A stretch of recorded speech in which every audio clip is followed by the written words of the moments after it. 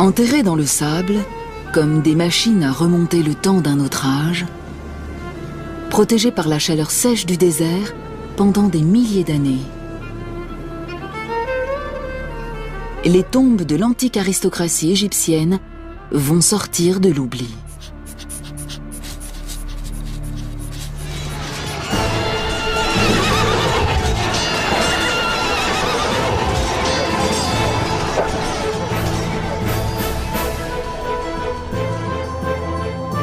Trois hommes creusent le sable pour exhumer de nouveaux chapitres de l'épopée égyptienne. À eux trois, ils vont retrouver les histoires des nobles qui ont servi leur roi et la grandeur de l'Égypte.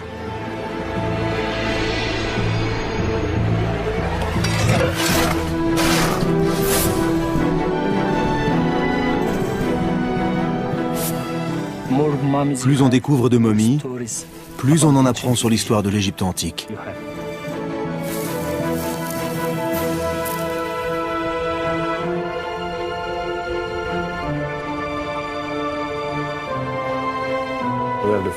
Il y a une grande affection, et peut-être même plus, entre le roi et sa nourrice.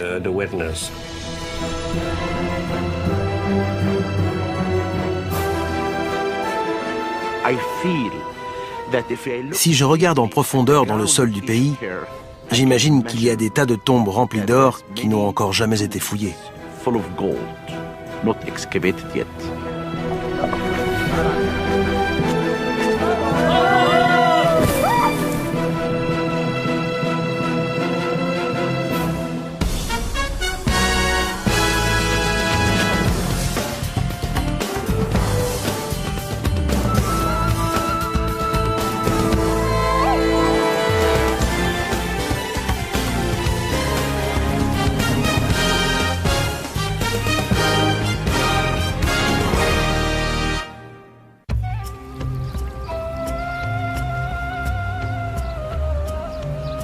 La première grande civilisation du monde naquit sur les rives du Nil.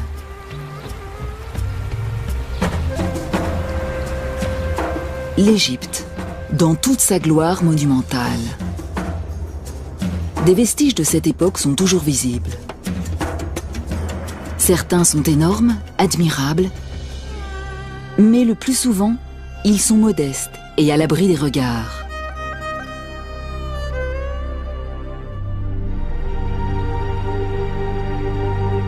Tout ceci aurait disparu sans laisser la moindre trace si les Égyptiens n'avaient pas été obsédés par la mort et par la préservation de ce qui avait été vivant. Pour eux, la vie dans l'au-delà était tout aussi réelle que celle ici-bas. Pour son voyage, une âme avait besoin de nourriture, d'un abri et de compagnons. C'est pourquoi ils remplissaient les tombes de cadeaux et les ornaient de décorations décrivant le séjour terrestre du défunt. Ces tombes ont encore une histoire à raconter, si on les trouve. Au sud du delta du Nil, non loin de ses rives, se trouve un endroit appelé Saqqara. Ici, il y a environ 5000 ans, les Égyptiens construisent leur première pyramide pour y loger la dépouille d'un pharaon. Elle a la forme d'un escalier dressé vers les cieux. Au cours des siècles suivants, des milliers d'Égyptiens sont inhumés à Saqqara. Un des sites les plus prisés est le flanc de la falaise dite du Bubastéon, dont la vue donne sur la vallée du Nil. Sous le Nouvel Empire, lorsque l'Égypte est à son apogée, les intimes du pharaon veulent être enterrés ici. Et ils le sont.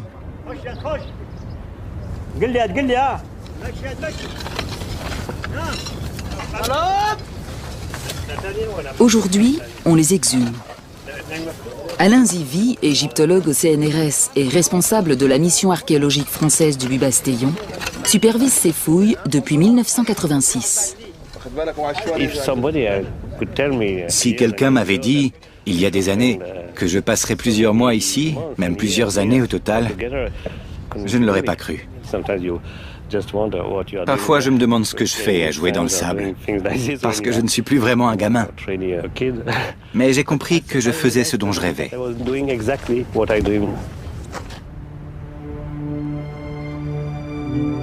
Pourtant, ce rêve commence comme un cauchemar. Les premières salles qu'il inspecte forment une nécropole de momies de chats. Des milliers. Ce sont les vestiges d'un culte des animaux en vogue sous les dernières dynasties égyptiennes. On élevait des chats par millions pour les sacrifier. Cependant, il n'y a pas que des chats. L'équipe met au jour un puits rempli de vestiges du passé.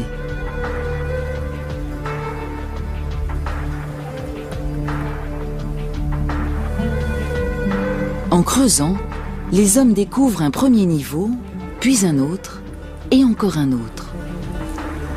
Et à 21 mètres de profondeur environ, ils tombent sur quelque chose.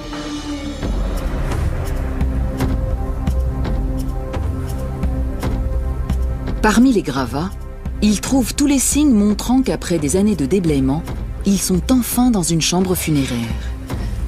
Parmi ces objets se trouve un vase canope utilisé pour recueillir les entrailles et les organes vitaux. Et son couvercle. Ce vase est en albâtre, mais une partie de ce qu'il trouve est en or.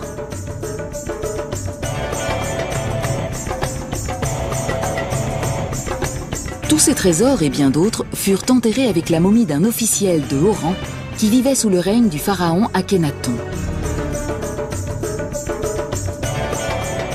Alain Zivie vient de découvrir son premier noble du Nouvel Empire. Il veut dès lors en trouver d'autres. Son équipe se met au travail à l'intérieur même de la falaise.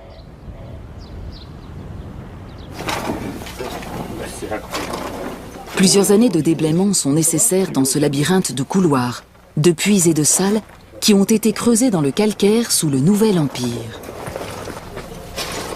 En chemin, l'équipe découvre d'autres tombes abritant de riches et célèbres Égyptiens. Aujourd'hui, elle vient d'en trouver une nouvelle.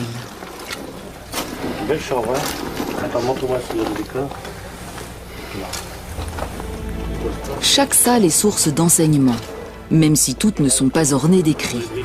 Celle-ci, en revanche, regorge de hiéroglyphes. Il y avait du sable, j'avais une petite lampe sur moi et j'ai vu la dame. La dame. Son portrait court sur les murs de sa chapelle où amis et parents venaient l'honorer. Mais son corps a dû être inhumé plus en profondeur. En nettoyant les murs, les archéologues découvrent de plus en plus de représentations de la dame. Tout semble démontrer qu'il s'agissait d'une femme influente. Très rapidement, j'ai compris qu'il s'agissait bien de la tombe d'une femme. Cet endroit est immense. C'est vraiment exceptionnel. Elle a donc dû bénéficier de la faveur du roi. De plus, elle avait de nombreux titres intéressants qui montrent qu'elle était très appréciée. J'ai donc cherché son nom et je l'ai trouvé ici. La nourrice royale ayant alimenté le corps du dieu. Alain Zivie traduit ce nom par Maya. Et bien vite, il découvre la raison d'un statut aussi élevé. Sur une image, Maya est représentée face à un jeune homme efféminé portant la coiffure d'un pharaon. Voici le dieu qu'elle a nourri au sein. Et ce dieu n'est autre que le pharaon Toutankhamon.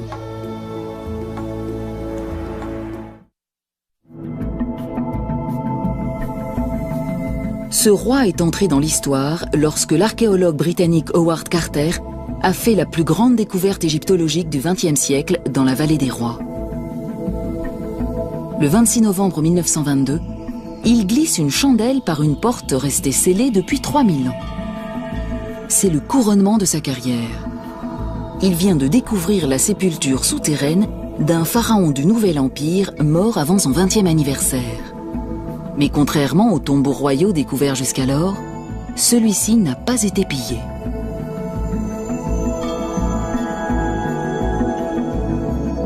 Salle après salle, il découvre des montagnes de trésors qui dépassent l'imagination.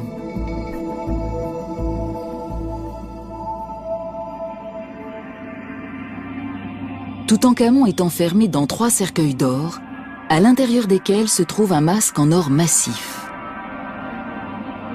Une statue d'or du jeune souverain se trouve non loin.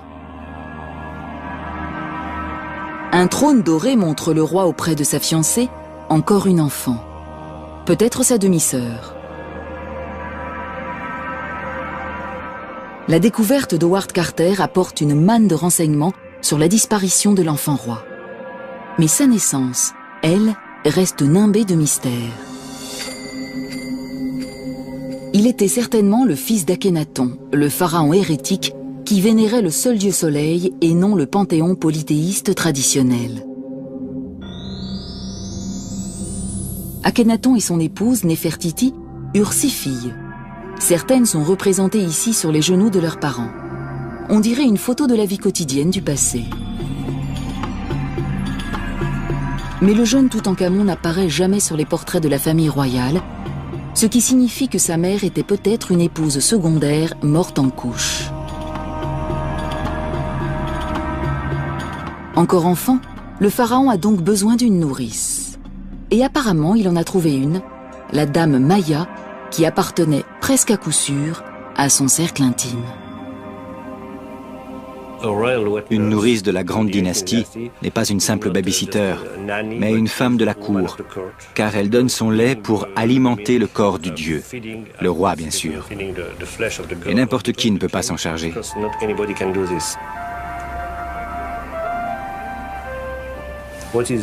Ce qui est fantastique, c'est ce sentiment d'amour entre ces 2 individus, plus particulièrement de la femme envers le roi. Il y a une grande affection, et peut-être même plus, entre le roi et sa nourrice. Et au vu de la tombe élaborée qu'on a construite pour cette femme, l'enfant roi a dû lui retourner cette affection. S'il y a plus d'Égyptiens de la noblesse enterrés près du Nil que n'importe où ailleurs, les personnes qui servaient le pharaon aux confins de l'Empire ont elles aussi eu besoin de tombeaux, même si elles étaient en poste au milieu du désert.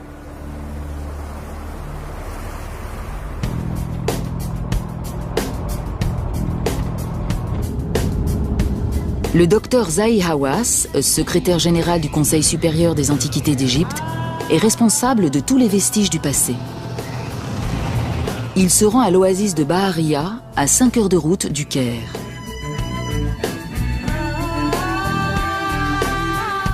Pendant des milliers d'années, cette oasis a été une île de verdure au milieu d'une mer de sable.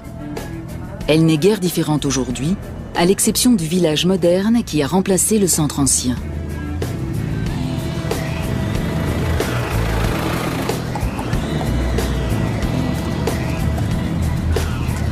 Environ 7 siècles après Toutankhamon, au début du déclin de l'Empire égyptien, c'était un centre agricole prospère. Il y avait donc suffisamment d'argent pour faire construire de riches tombeaux. Les habitants de la région avaient pleinement conscience d'être installés à l'aplomb d'une source de richesse et ils ont trouvé un moyen original de l'exploiter.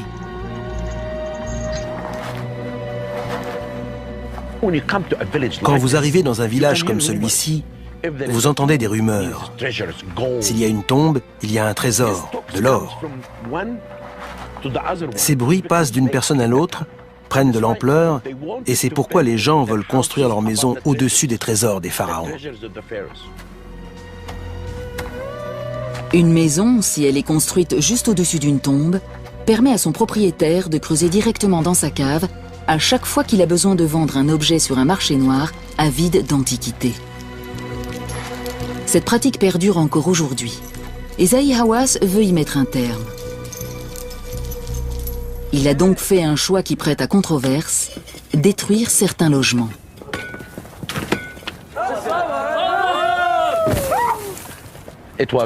J'ai pris cette décision pour protéger ce site. Au même moment, nous avons aussi démoli toute maison qui mettait en danger les monuments. Les gens doivent impérativement avoir à l'esprit que la protection des monuments est ce qu'il y a de plus important.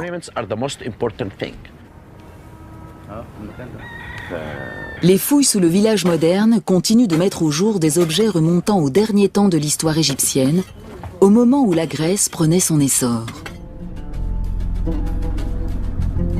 Cette tombe restaurée date de l'an 600 avant Jésus-Christ, soit de la 26e dynastie.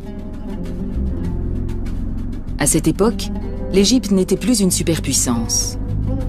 L'influence du pharaon avait décliné au profit des autorités locales, surtout dans les avant-postes prospères comme Bahariya.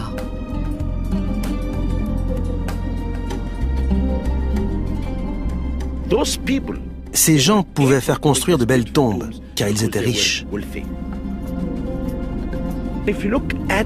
Si vous regardez la taille des sépultures et les scènes représentées, vous constatez qu'elles sont à la hauteur de n'importe quelle tombe de la vallée des rois. Une des sources de la richesse de Bahariya était un vin de date dont le monde méditerranéen était friand.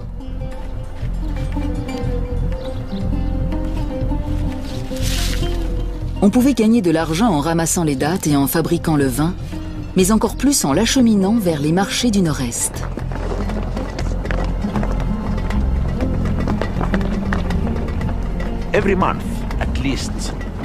Au moins une fois par mois, une grande caravane de mules parcourait les 320 km qui séparent Bahariya de la Moyenne-Égypte. C'était un voyage difficile, mais il faut bien se dire qu'à l'arrivée, c'était la fortune.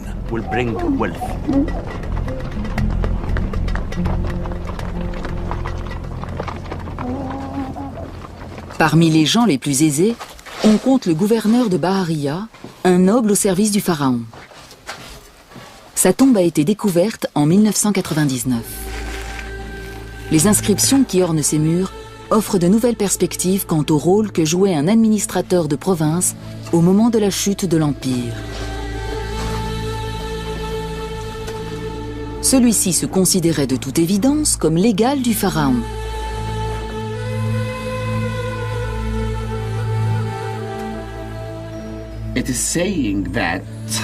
Il est dit que c'était un prêtre d'Isis et d'Osiris et qu'il s'appelait Gad Rensu Eyouf Ankh. Il est devant le grand Dieu. On voit ici qu'il deviendra un roi dans l'au-delà, car Osiris tient les instruments du pouvoir. Ensuite, Zahi Hawass se met en quête de la tombe de l'épouse du gouverneur.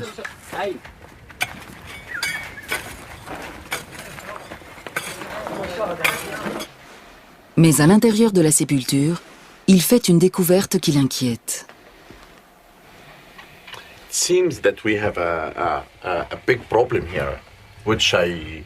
Il semble que nous ayons un gros problème auquel je n'avais pas vraiment songé avant. C'est l'existence de ce trou. Je crois que des pillards, peut-être à la période romaine, sont entrés par cet orifice et qu'ils ont volé la plupart des objets. Nous allons donc peut-être faire chou blanc dans cette salle. Ce serait dommage, car nous en avons besoin si nous voulons savoir à quoi servait vraiment cet endroit.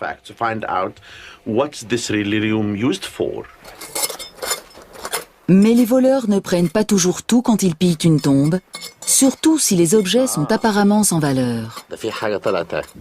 De l'albâtre. Les efforts de Zahi Hawass sont récompensés.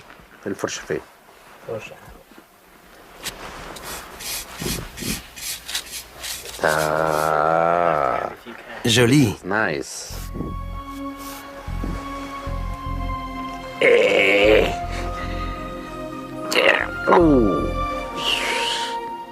C'est un canope. C'est le couvercle d'un vase qu'on enterrait en général avec la momie. Pour un voleur, ça n'avait aucun intérêt. Mais pour le docteur Hawass, c'est le signe qu'il est peut-être tout près de trouver la femme du gouverneur.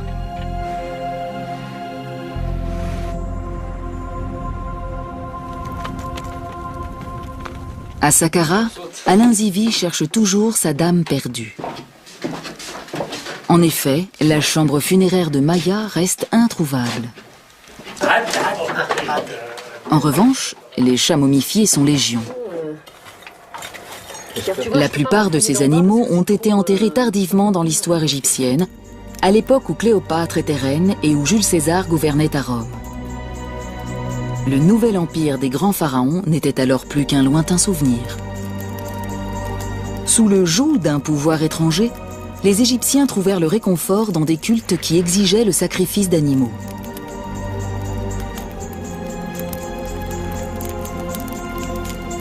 Un des plus populaires était dédié à Bastet, la déesse chatte.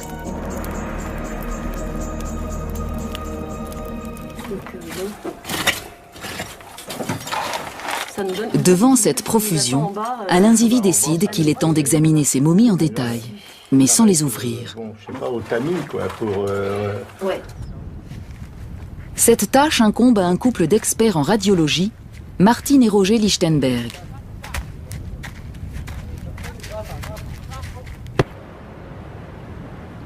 Tout d'abord, les rayons X nous montrent comment ces chats ont été mis à mort.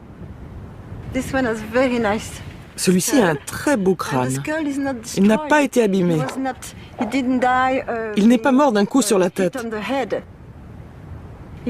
On lui a tordu le cou. Vous voyez ? Le culte de Bastet a connu son heure de gloire dans les années qui ont suivi la conquête de l'Égypte par Alexandre le Grand, au IVe siècle avant Jésus-Christ. Comme les gens voulaient obtenir la faveur des dieux, les prêtres de Bastet ont mis sur pied un florissant commerce de chats qui servait ensuite d'offrande.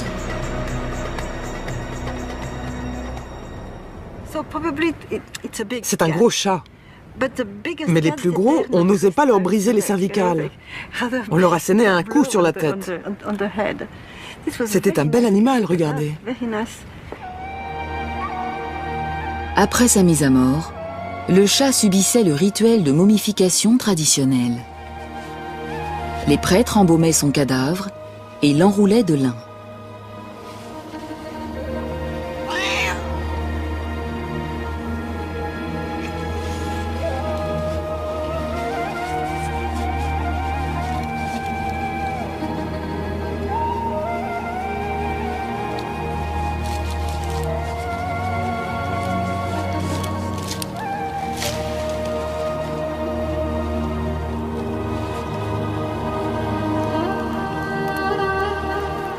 Enfin, la momie était placée dans une des tombes recyclées. Naturellement, les prêtres effectuaient tout ce travail en échange d'une rétribution, et normalement, les clients obtenaient le service pour lequel ils avaient payé. En fonction de ce que vous pouviez débourser, vous aviez une petite ou une grosse momie. Si vous étiez très riche et que vous teniez vraiment à plaire à la déesse, vous achetiez une grande quantité de chats.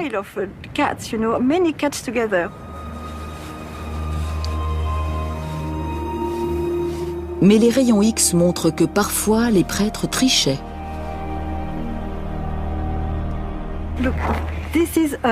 C'est une momie de petite taille, mais surtout elle n'est pas complète. Ils n'ont mis qu'un os à l'intérieur. Le corps n'est pas complet, n'est-ce pas? C'est un tas d'os. Oui. Et un quart des momies que nous avons trouvées sont fausses. Il n'y a rien à l'intérieur des bandes. Ces prêtres étaient-ils des escrocs? Y a-t-il eu une pénurie de chats? Mystère.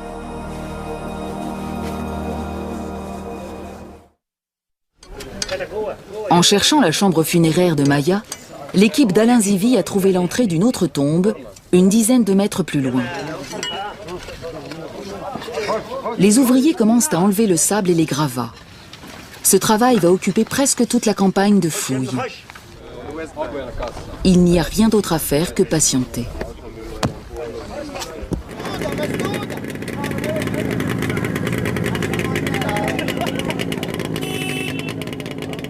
À 320 km à l'ouest, à Bahariya, la recherche de l'épouse du gouverneur arrive à son terme.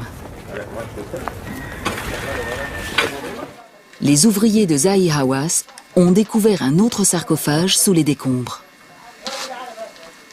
Comme il l'espérait, il s'agit bien de celui de la femme du gouverneur, une femme nommée Nahassa. Au premier coup d'œil, les craintes de Zahi-Hawass de découvrir une tombe pillée semblent se confirmer, mais lorsqu'il examine les vestiges en détail, une toute autre histoire commence. Plus de 100 objets sont exhumés et la plupart sont en or.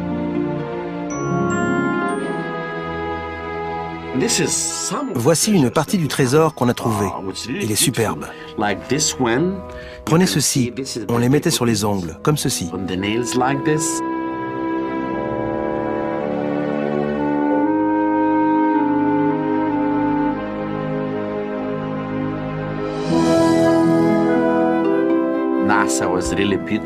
Nahassa était vraiment très belle et elle voulait parer son corps d'or pour vivre heureuse dans l'au-delà.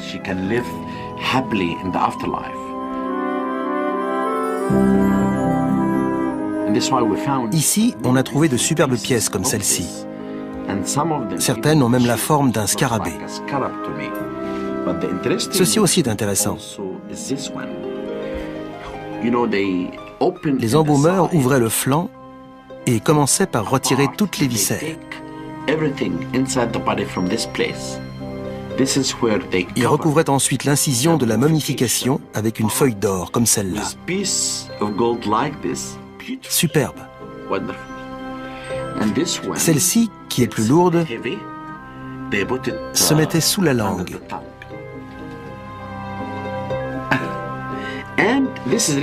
Et celle-ci, c'est ma préférée. Je l'adore. Regardez.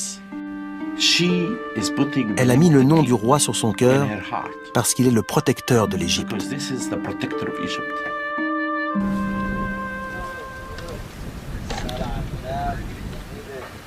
À Saqqara, les ouvriers d'Alain Zivi ont mis au jour un bâtiment remarquable.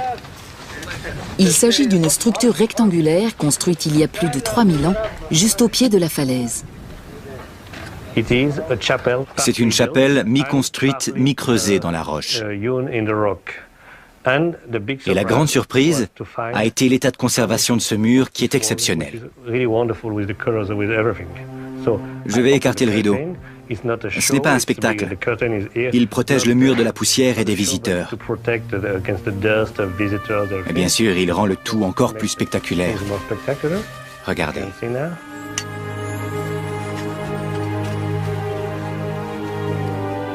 Pardon? Une grande partie de la chapelle est ainsi. C'est merveilleux.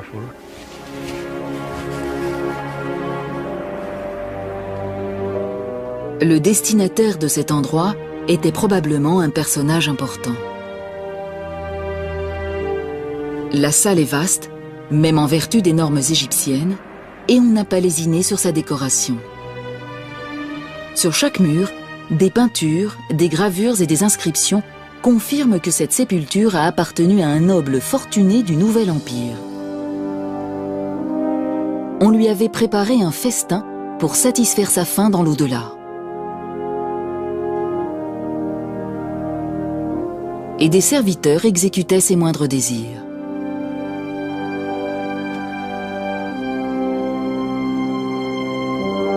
Pour Alain Zivi, le premier impératif est de trouver le nom de celui pour lequel on a construit cette tombe.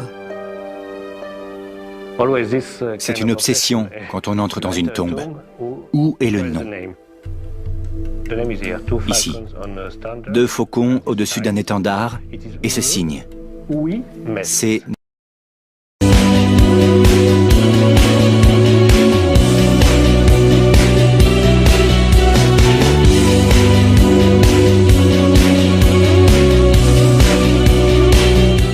Netcherwimès. Comment le lire? Il y a plusieurs interprétations. J'ai choisi Netcherwimès, l'homme né de 2 dieux, à savoir Horus et Seth. Le nom de Netcherwimès ne dit rien à l'archéologue. Qui était-il? Quel service effectuait-il pour le compte du pharaon? On retrouve le nom de Netcherwimès ici et là. D'autres inscriptions sur une colonne effondrée laissent supposer que c'était un homme cultivé, influent et lettré. Il y a de nombreux épithètes. Homme de sagesse, l'homme qui sait parler, qui sait écrire. On a le sentiment que c'était quelqu'un de fier de sa culture. Necheruimès avait des talents que peu possédaient dans cette société. Il savait écrire, ce qui suffisait à lui assurer un poste de haut rang. Savoir lire et écrire, surtout écrire, était source de pouvoir dans un bon nombre de sociétés. Et un personnage officiel en Égypte savait écrire. Mais Alain Zivi est certain que Necheruimès était plus qu'un simple scribe pour avoir mérité une sépulture aussi resplendissante. De toute évidence, il servait le pharaon. Et avec efficacité. Mais de quelle manière ?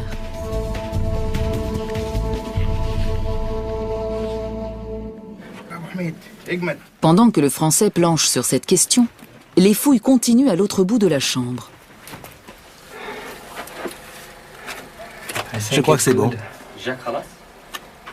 L'ingénieur Pierre Veillat doit faire la différence entre les pierres d'origine et les rochers ajoutés par la suite pour boucher les trous. Pas très solide. Tous sont parfaitement conscients que des tonnes de calcaire sont amassées au-dessus de leur tête. Le travail avance lentement. Chaque rocher doit être retiré à la main.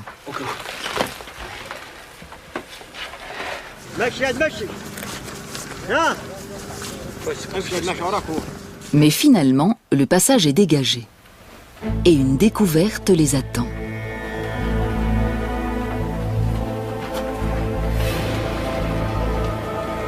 Il s'agit d'une statuette du pharaon que Necheruimès a servi, un roi qui a laissé son empreinte sur l'histoire de l'Égypte.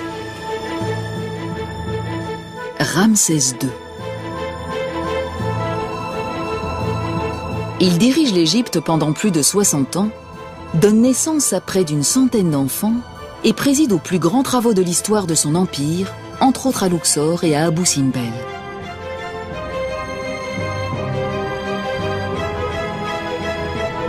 Ramsès est aussi un maître infatigable de l'autopromotion et il s'est assuré qu'il passerait à la postérité grâce à ses représentations, son legs et son nom. Le fait que Necheruimès ait travaillé pour le plus grand des pharaons est un renseignement primordial. Et d'autres découvertes vont en découler.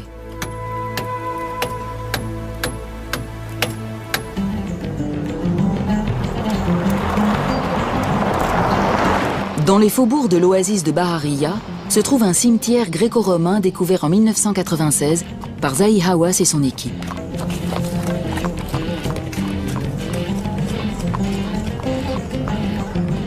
Le docteur Hawass est revenu voir comment les fouilles s'y déroulent.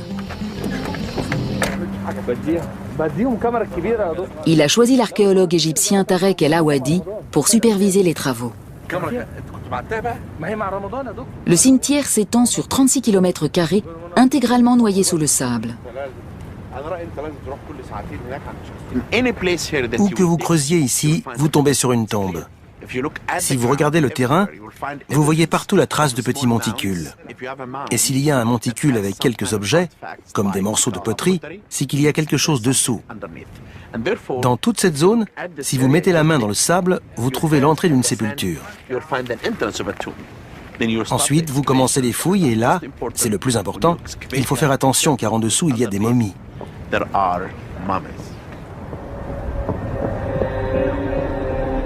Ce cimetière a été découvert par hasard. Une mule a mis le sabot dans un trou qui n'était autre qu'une tombe. À l'intérieur repose un grand nombre de momies. La plupart sont dorées et dans un état de conservation remarquable.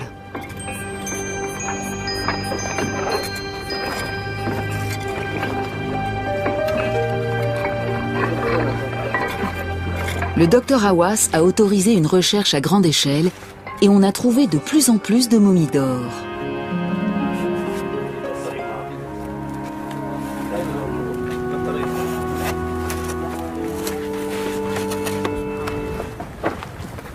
Tarek El Awadi a fait plusieurs découvertes et Zahi Hawass a hâte d'y jeter un œil.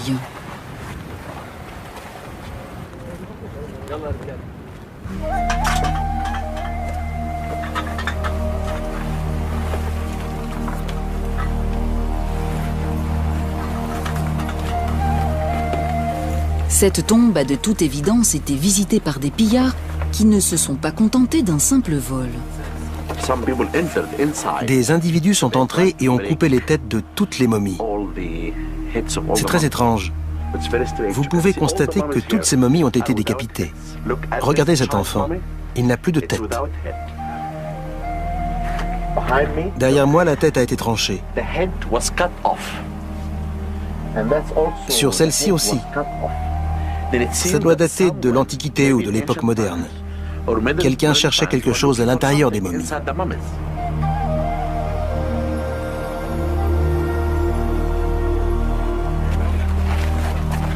Pourtant, même cette profanation est source d'enseignement. Pour Tarek El Awadi, cette décapitation est peut-être le résultat d'une querelle entre deux familles. Même les cadavres des enfants ont été décapités pour venger une querelle oubliée depuis longtemps.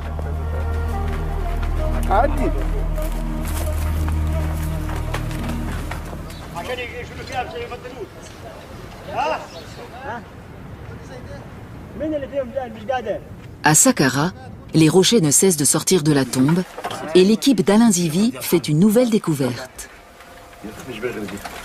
Derrière la statuette de Ramsès, et fixée à cette dernière, il y a une autre statue. Surplombant le minuscule pharaon se trouve la tête grandeur nature d'une vache, la déesse Hathor.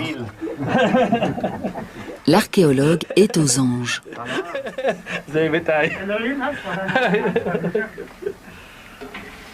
Il m'a demandé si les yeux de la vache sont verts ou bleus. Je lui ai répondu qu'ils sont comme les vôtres. Superbe. Sous une de ses nombreuses apparences, Hathor était la protectrice des morts, celle qui garantirait à Netchérouémès de passer en toute sécurité dans l'au-delà.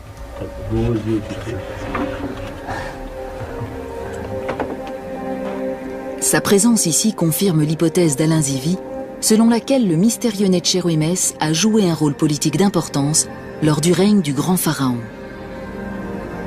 Il a été récompensé par une inhumation somptueuse sous la garde bienveillante d'Hathor et de Ramsès. Mais l'archéologue ignore toujours ce que Netchérouémès a fait pour la mériter. En quête d'indices, Alain Zivi se rend dans l'ancienne capitale égyptienne, Thèbes.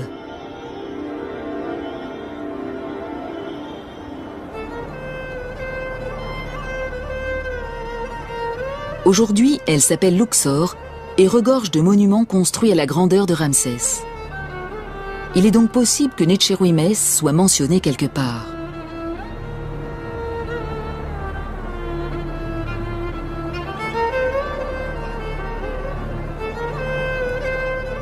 Les murs se souviennent encore des hauts faits du grand Ramsès, surtout de ses victoires militaires. Il s'agit toujours de batailles, de guerres, de combats. C'est l'histoire de l'humanité. Chaque guerre nécessite un ennemi. Et quand Ramsès devient pharaon, le plus grand adversaire de l'Égypte, c'est l'empire hittite. Le jeune souverain décide d'affronter les Hittites sur leur propre terrain. Il conduit une armée de 20 000 hommes vers le nord et affronte l'ennemi non loin de la ville de Kadesh. C'est une des premières batailles de l'histoire dont il subsiste des comptes rendus détaillés.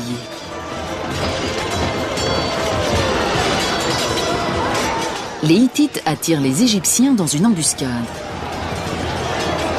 Ramsès et quelques centaines de ses hommes se retrouvent séparés du gros de l'armée et bloqués non loin de la rivière Oronte. La position est intenable, mais une division d'infanterie de réserve de l'armée égyptienne lance une contre-attaque qui repousse l'ennemi sur la rivière et sauve le pharaon. Ramsès rentre en Égypte et répand aussitôt la nouvelle de son éclatante victoire.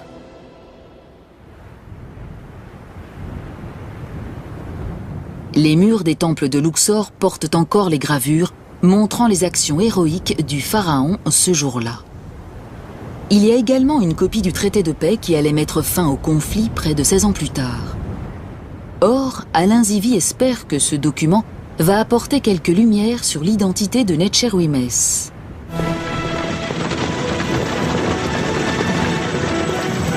Les négociations, longues et chaotiques, se soldent finalement par un accord.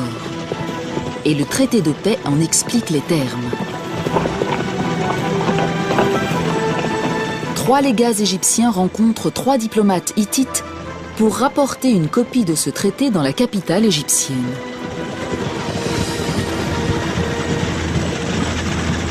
Il promet que l'amitié remplacera l'hostilité et chaque camp jure de ne pas attaquer l'autre en premier. Dans l'éventualité d'une attaque par un tiers, ils formeront une défense commune. Il y aura des échanges de prisonniers et un pacte d'extradition. Le traité est gravé en cunéiforme sur une tablette en argent et présenté au pharaon. Ensuite, Ramsès le fait graver sur les murs des temples de Thèbes.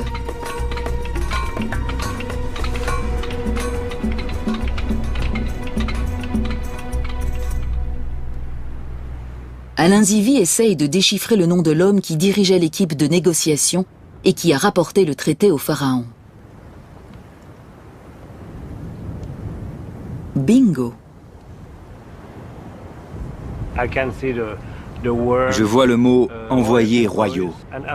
Et après, peut-être une tête de faucon. Ça pourrait être une partie du nom de Necherwimès. On peut le comparer avec les Ramessis d'inscription. C'est un petit peu la Bible de cette période. Voici le traité de paix. Ça pourrait bien être le nom de Necherwimès. 2 faucons au-dessus d'un étendard. Necherwimès, l'homme qui a conclu la paix entre les 2 grands empires et qui en a été récompensé avec largesse dans l'au-delà. C'est un personnage historique. Pour moi, c'est fantastique. Peut-être aussi important que la statue de la vache Hathor. Ça n'est pas seulement un chef-d'œuvre exceptionnel, pas seulement une belle sépulture. C'est l'histoire. Le mystère de l'identité du propriétaire de la tombe est enfin élucidé. Quant au dégagement d'Hathor de sa prison de pierre, il continue.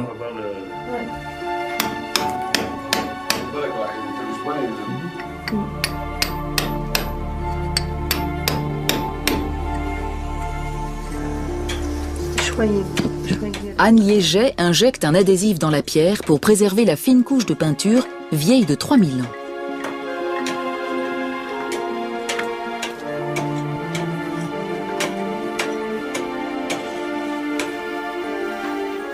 Et enfin, un jour, Hathor est libéré. Pour Alain Zivie, cette campagne de fouilles est terminée. Une nouvelle tombe a été découverte et a retrouvé sa splendeur d'antan. Un autre sujet du roi a été identifié grâce au cadeau qu'il a emmené dans l'au-delà.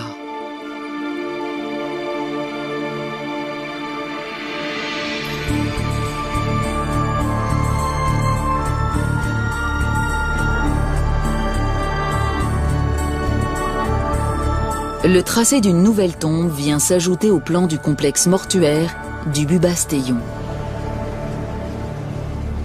L'année prochaine, il faudra enlever une nouvelle couche de sable.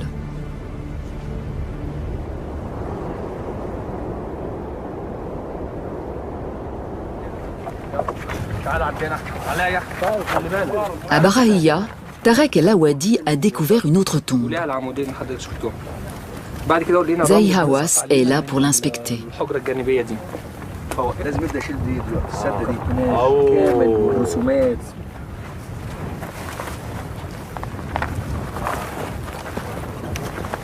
C'est la plus belle momie que j'ai vue. Le masque la rend complètement réaliste. On dirait la momie d'une femme. Ses yeux nous regardent comme si elle était en vie. as if she's alive.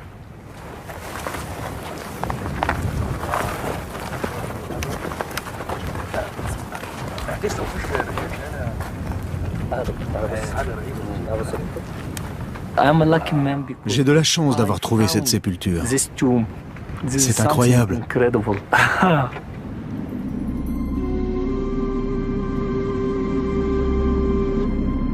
Chacune de ces momies a été enterrée à la fin de l'histoire de l'Égypte antique, environ 1500 ans après l'apogée de Ramsès.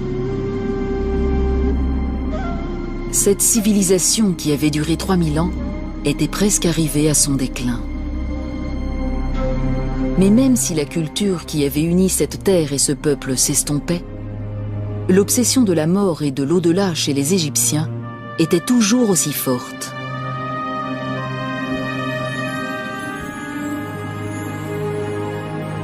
Ce qui avait été autrefois le privilège des rois, puis de leur entourage, avait été au fil du temps adopté par les classes aisées et moyennes.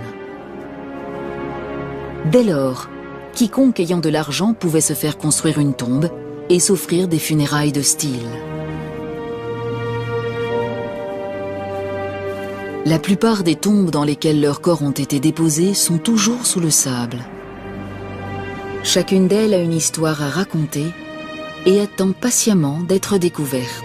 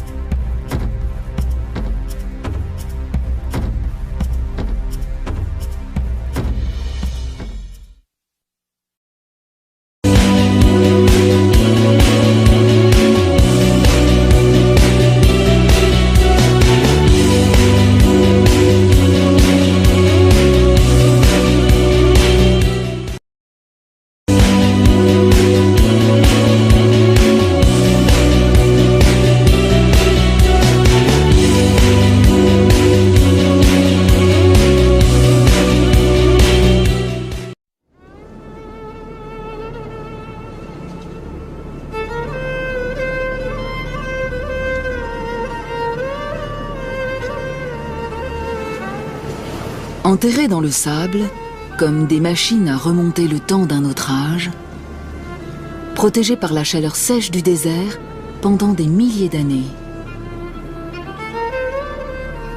Les tombes de l'antique aristocratie égyptienne vont sortir de l'oubli.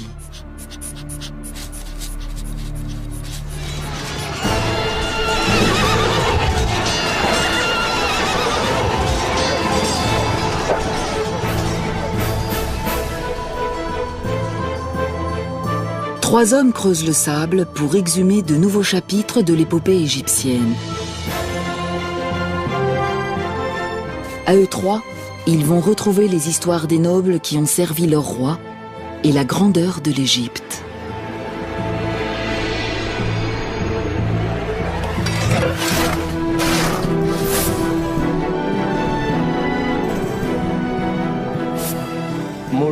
Plus on découvre de momies, plus on en apprend sur l'histoire de l'Égypte antique.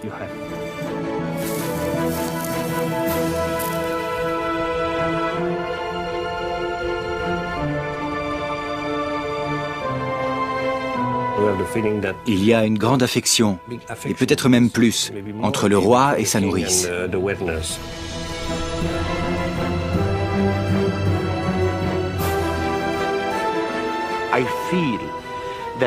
Si je regarde en profondeur dans le sol du pays, j'imagine qu'il y a des tas de tombes remplies d'or qui n'ont encore jamais été fouillées.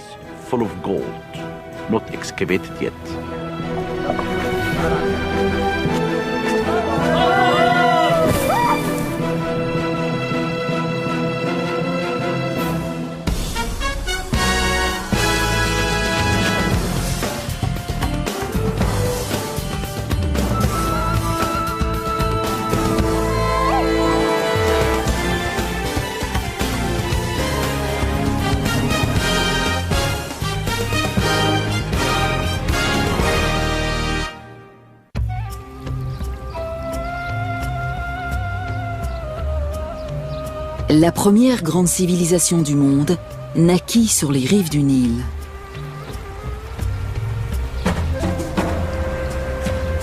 L'Égypte, dans toute sa gloire monumentale. Des vestiges de cette époque sont toujours visibles. Certains sont énormes, admirables, mais le plus souvent, ils sont modestes et à l'abri des regards.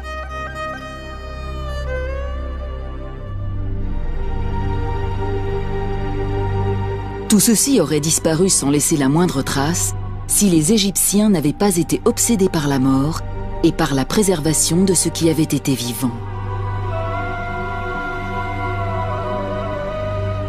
Pour eux, la vie dans l'au-delà était tout aussi réelle que celle ici-bas. Pour son voyage, une âme avait besoin de nourriture, d'un abri et de compagnons. C'est pourquoi il remplissait les tombes de cadeaux et les ornait de décorations décrivant le séjour terrestre du défunt. Ces tombes ont encore une histoire à raconter, si on les trouve. Au sud du delta du Nil, non loin de ses rives, se trouve un endroit appelé Saqqara. Ici, il y a environ 5000 ans, les Égyptiens construisent leur première pyramide pour y loger la dépouille d'un pharaon. Elle a la forme d'un escalier dressé vers les cieux. Au cours des siècles suivants, des milliers d'Égyptiens sont inhumés à Saqqara. Un des sites les plus prisés est le flanc de la falaise dite du Bubastéon, dont la vue donne sur la vallée du Nil. Sous le Nouvel Empire, lorsque l'Égypte est à son apogée, les intimes du pharaon veulent être enterrés ici. Et ils le sont.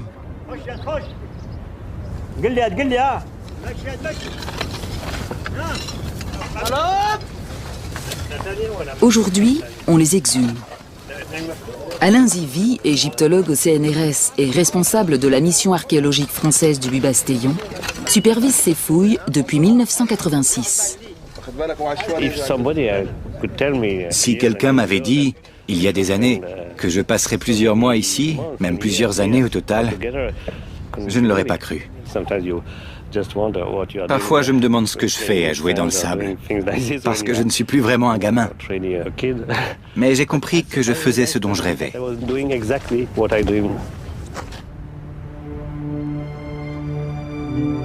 Pourtant, ce rêve commence comme un cauchemar. Les premières salles qu'il inspecte forment une nécropole de momies de chats. Des milliers. Ce sont les vestiges d'un culte des animaux en vogue sous les dernières dynasties égyptiennes. On élevait des chats par millions pour les sacrifier.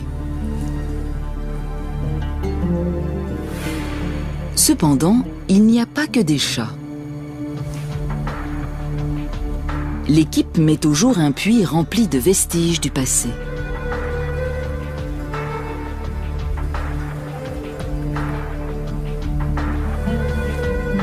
En creusant, les hommes découvrent un premier niveau, puis un autre, et encore un autre. Et à 21 mètres de profondeur environ, ils tombent sur quelque chose. Même plusieurs années au total, je ne l'aurais pas cru. Parfois, je me demande ce que je fais à jouer dans le sable, parce que je ne suis plus vraiment un gamin. Mais j'ai compris que je faisais ce dont je rêvais.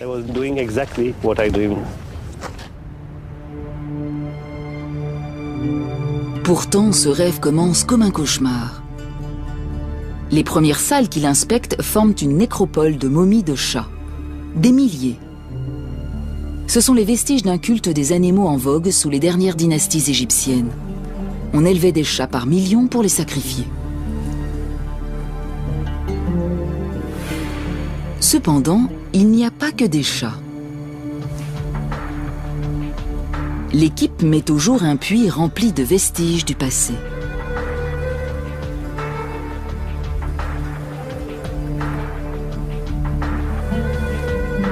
En creusant, les hommes découvrent un premier niveau, puis un autre, et encore un autre. Et à 21 mètres de profondeur environ, ils tombent sur quelque chose.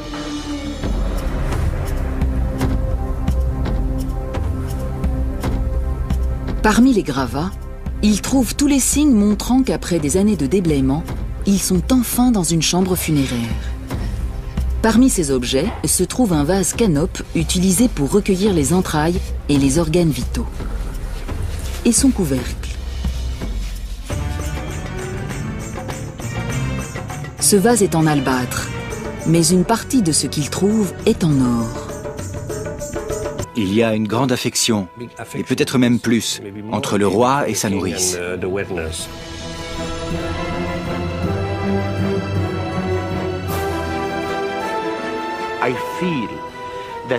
Si je regarde en profondeur dans le sol du pays, j'imagine qu'il y a des tas de tombes remplies d'or qui n'ont encore jamais été fouillées.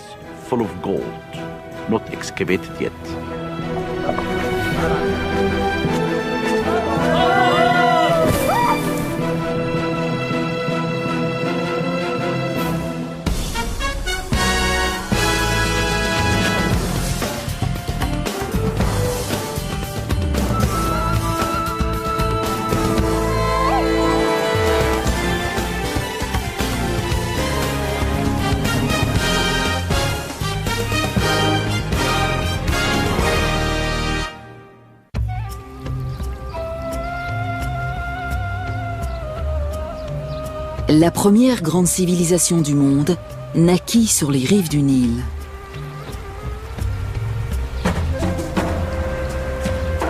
L'Égypte, dans toute sa gloire monumentale. Des vestiges de cette époque sont toujours visibles. Certains sont énormes, admirables, mais le plus souvent, ils sont modestes et à l'abri des regards.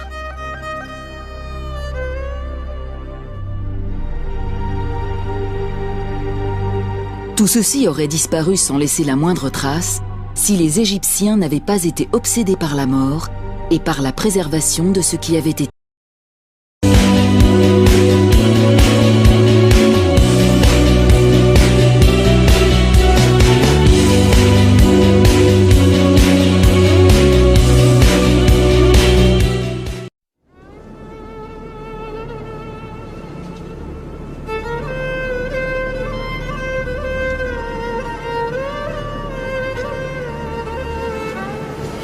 Enterrés dans le sable, comme des machines à remonter le temps d'un autre âge, protégés par la chaleur sèche du désert pendant des milliers d'années. Les tombes de l'antique aristocratie égyptienne vont sortir de l'oubli.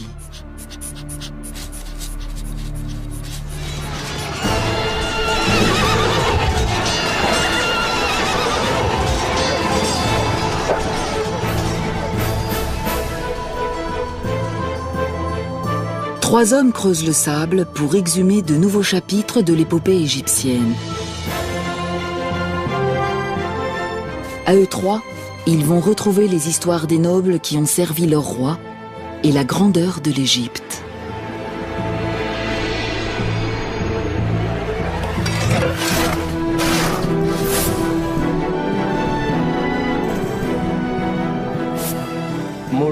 Plus on découvre de momies, plus on en apprend sur l'histoire de l'Égypte antique.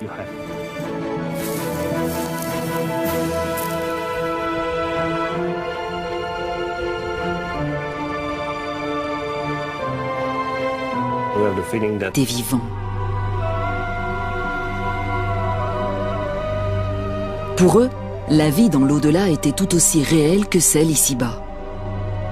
Pour son voyage, une âme avait besoin de nourriture, d'un abri et de compagnons.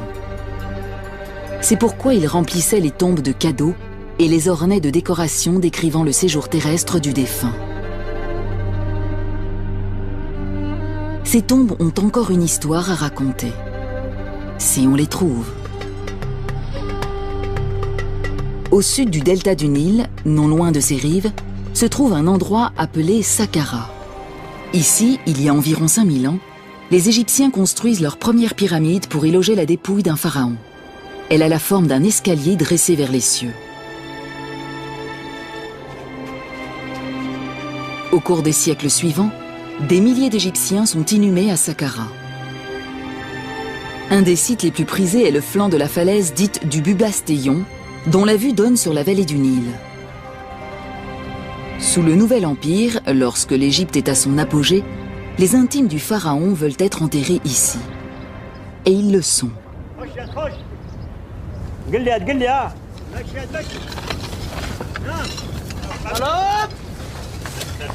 Aujourd'hui, on les exhume. Alain Zivy, égyptologue au CNRS et responsable de la mission archéologique française du Bubastellon, supervise ces fouilles depuis 1986.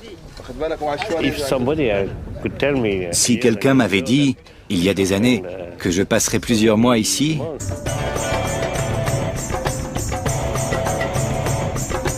tous ces trésors et bien d'autres furent enterrés avec la momie d'un officiel de haut rang qui vivait sous le règne du pharaon Akhenaton. Alain Zivy vient de découvrir son premier noble du Nouvel Empire. Il veut dès lors en trouver d'autres. Son équipe se met au travail à l'intérieur même de la falaise.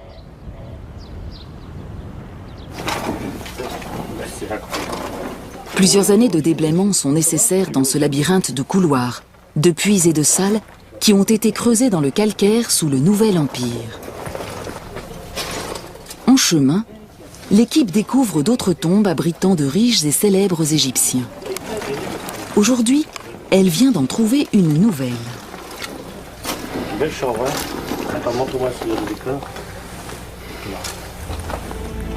Chaque salle est source d'enseignement, même si toutes ne sont pas ornées d'écrits. Celle-ci, en revanche, regorge de hiéroglyphes. il y avait du sable, j'avais une petite lampe sur moi, et j'ai vu la dame. La dame. Son portrait court sur les murs de sa chapelle où amis et parents venaient l'honorer. Mais son corps a dû être inhumé plus en profondeur. En nettoyant les murs, les archéologues découvrent de plus en plus de représentations de la dame. Tout semble démontrer qu'il s'agissait d'une femme influente. Très rapidement,